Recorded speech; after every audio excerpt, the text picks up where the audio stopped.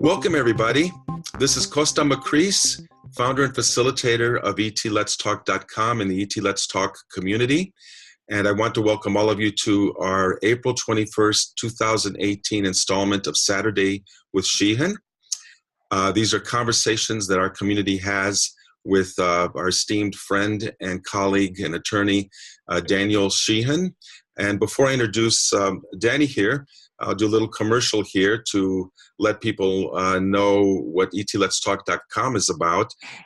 We are a community of 17,000 people in more than 100 countries who are making daily, weekly, and monthly contact with advanced star civilizations. We invite you to come and join us as a free member, and we'll teach you how to do the ET contact we do. We'll also connect you in a community with people all over the world where you can share your stories and learn tips and upload your videos and pictures. So I invite you to come and join as a free member. We also hold retreats, and this year we will be gathering our groups under the stars in Mount Shasta, California in June, in Bloomington, Indiana in September, and in the desert in Joshua Tree, California in October. You can come to etletstalk.com/retreats and get more information there.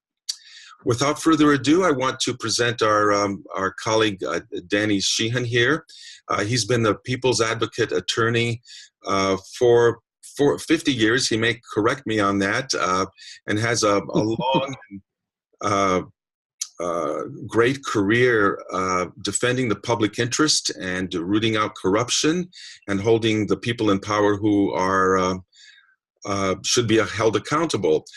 Danny's litigated such famous cases as the Watergate break-in, the Karen Silkwood murder, 3 Mile Island, the Iran-Contra scandal, Pentagon Papers, and more. So we're happy now to get an update from him from Standing Rock, which is his latest legal battle, and he's been monthly telling us all of the progress that's going on there.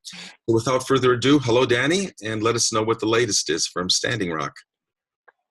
Hi, Costa. No, I appreciate it, you guys. Yeah, the event that has taken place most recently is that just a short several days ago, we had a hearing in front of the third judge that's been assigned to our case, Judge Lee Christopherson.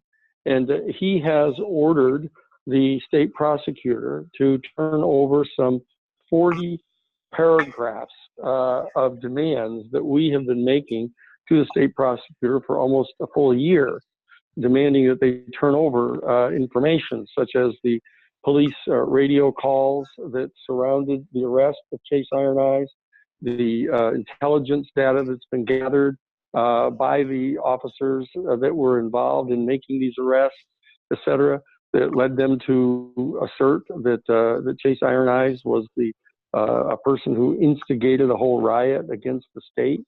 And so we've won these motions to get all of that information turned over to us by the state prosecutor, and the judge has confirmed an order that we got earlier from Judge Nelson, that we have the full right to go forward to take the depositions of the Tiger Swan Private Military Corporation and the other private the other private security companies that were operational trying to quell the protests against the Dakota Access Pipeline up in North Dakota over the period of 2016 into early 2017. And we are in the process of issuing subpoenas to the FBI, to the Alcohol, Tobacco, and Firearms Division, the Homeland Security Division, the Anti-Terrorism Division of the Justice Department, et cetera, and we'll be taking their depositions. Our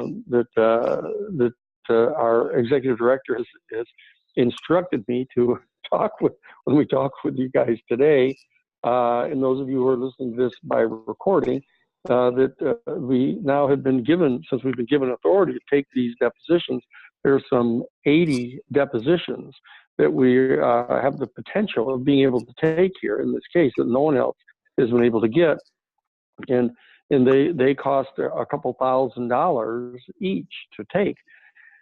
And if we videotape them, they cost more. So our executive director and our board has asked us to ask you each if you could possibly consider giving a contribution, since the Lakota People's Law Project has been the only one now who has succeeded in breaking through to get this discovery.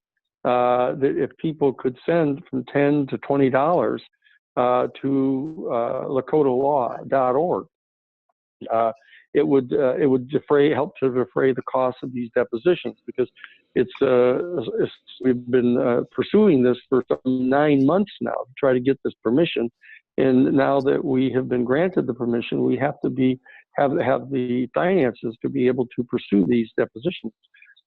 We have to pay the stenographer. There needs to be a court licensed stenographer, notary public, to be able to take these depositions under oath.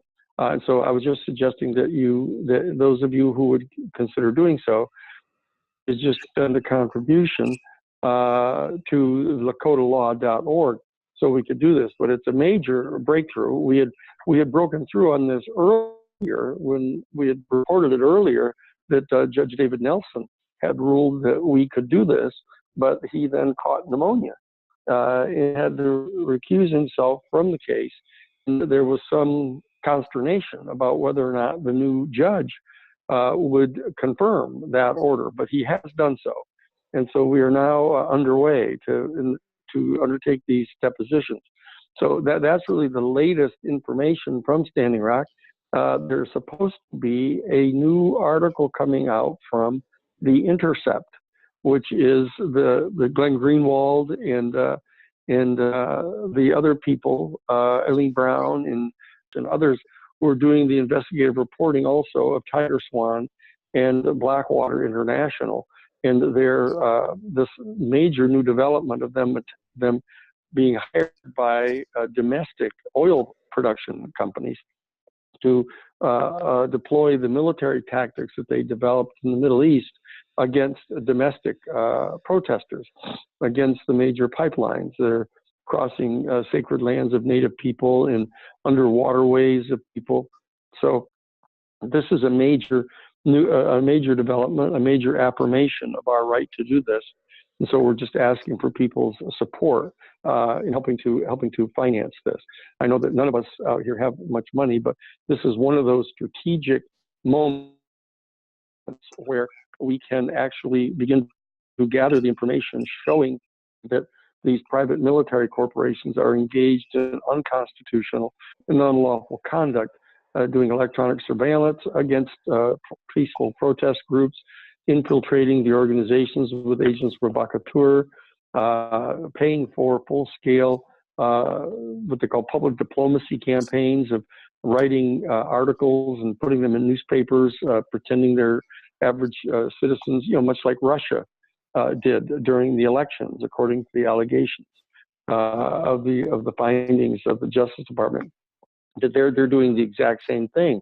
They're putting out fake news about the Lakota people, characterizing them all as jihadist terrorists, and trying to turn the people in the state of North Dakota and South Dakota against the Native people even more than they had been. So this is an extremely important development that has arisen here, and we're in need of your assistance. So I just wanted to, that's the latest thing. It's a bit like a dog chasing a car and catching it. And so we've now caught the car, the tank in this case, a Sherman tank, and we need to figure out how to be able to bite off bite-sized chunks that we can consume here in these depositions. So that's the latest from Standing Rock. That is really encouraging news.